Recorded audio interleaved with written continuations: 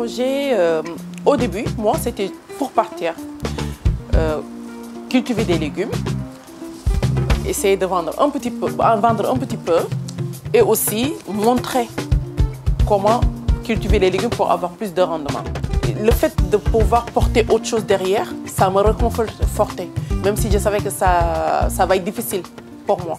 C'est magnifique quoi, de voir ce que la terre peut donner. J'ai eu de la chance de découvrir ici avec les agriculteurs qui m'ont vraiment ouvert leurs portes. Elle est venue à la ferme nous filer des coups de main et puis elle a mis la main à la pâte sur tout ce qui est récolte, entretien de culture.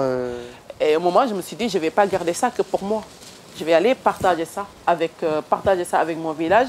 Ça va encore mieux que si moi je partais seule et travaillais que dans mes champs pour moi. C'est quelqu'un de très motivé. Et du coup, elle nous a apporté aussi, si tu veux, ses compétences à elle. Oui, je vais m'inspirer de ce qu'ils font ici pour refaire la même chose au Sénégal. Pour le village, j'ai pensé aux enfants, à l'école, pour pouvoir fournir avec ces 14 hectares des repas pour les enfants tous les midis. C'est vrai que son projet de repartir au Sénégal pour reprendre la ferme de son papa nous a paru plutôt intéressant dans la démarche. Ça m'intriguait tout le temps de savoir, pour voir les légumes, les différences. Quand on me parlait de bio, non bio, tout ça, je voulais aller sur place pour voir le non bio, comment ça se faisait.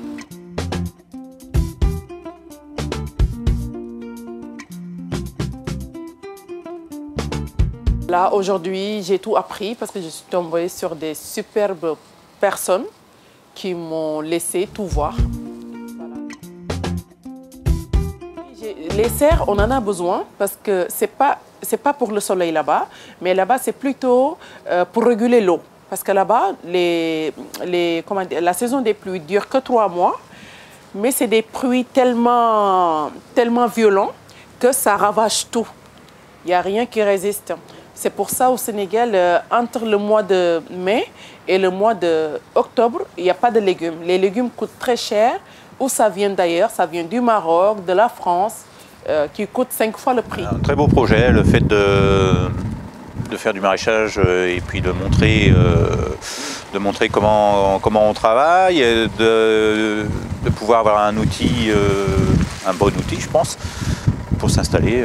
Donc c'est pour ça qu'on était intéressé de lui proposer notre serre. On avait mis la serre en vente il y a 2 ans et puis parce que donc elle était pour nous plus utile, elle nous gênait pour agrandir notre bâtiment. Et puis donc on l'a mis sur le bon coin et puis là on a rencontré Yaminata et on s'est dit que c'était vraiment une bonne occasion, une forme de faire de la coopération et son discours nous a plu. Je pense qu'on se fera un plaisir d'aller voir l'installation là-bas. Et si on peut l'aider, entre guillemets, je pense qu'on serait les premiers enchantés de le faire. Ce qui m'a étonné, c'est la manière dont ils travaillent. Ils font tout par eux-mêmes. Vraiment, il y a le contact avec la nature qui est là et qui fait du bien. Le but, c'est pour nourrir d'abord le village.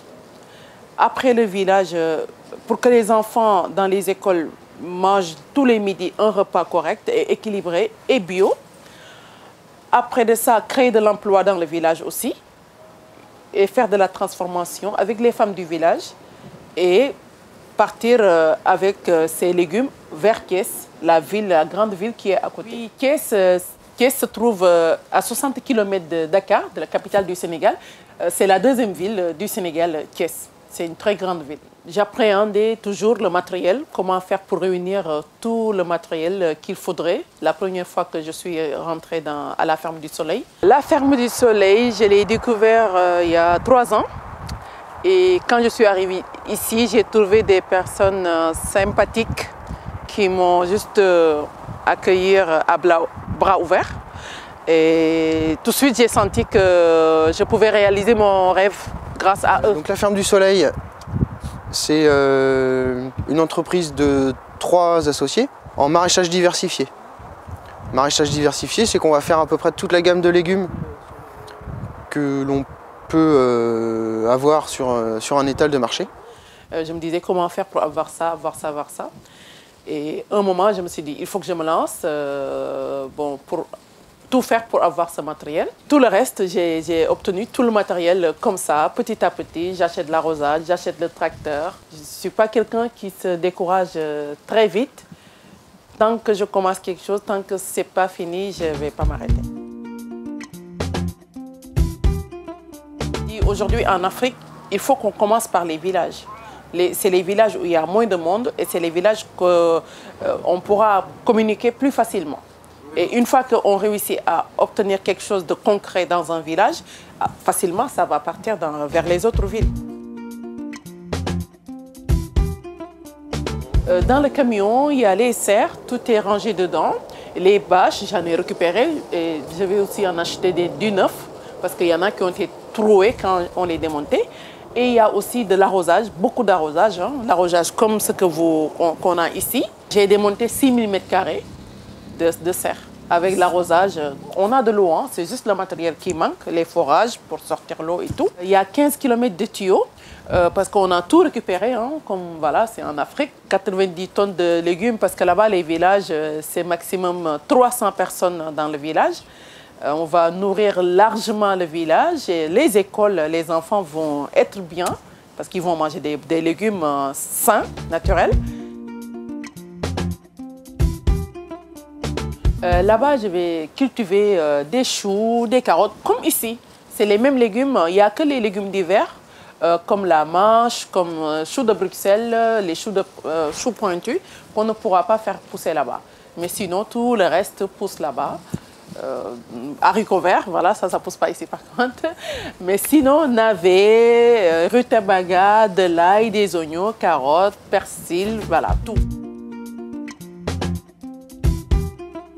Aujourd'hui, tout est stocké dans des conteneurs. Il y a aussi un conteneur qui reste à charger, les semi-remorques. Oui, le budget global, c'est 90 000 €. Et il me manque aujourd'hui 30 000 € pour finir. Les 30 000 € vont permettre de l'acheminement du matériel. Et arrivé là-bas aussi, j'aurai besoin d'embaucher du monde pour m'aider à monter les serres. Et à partir de 1 €, vous nous aidez. Et si aussi vous venez au festival participer, là aussi vous nous aidez. Du coup, on se retrouve le 23 février à Sucé-sur-Erdre au festival de Cam.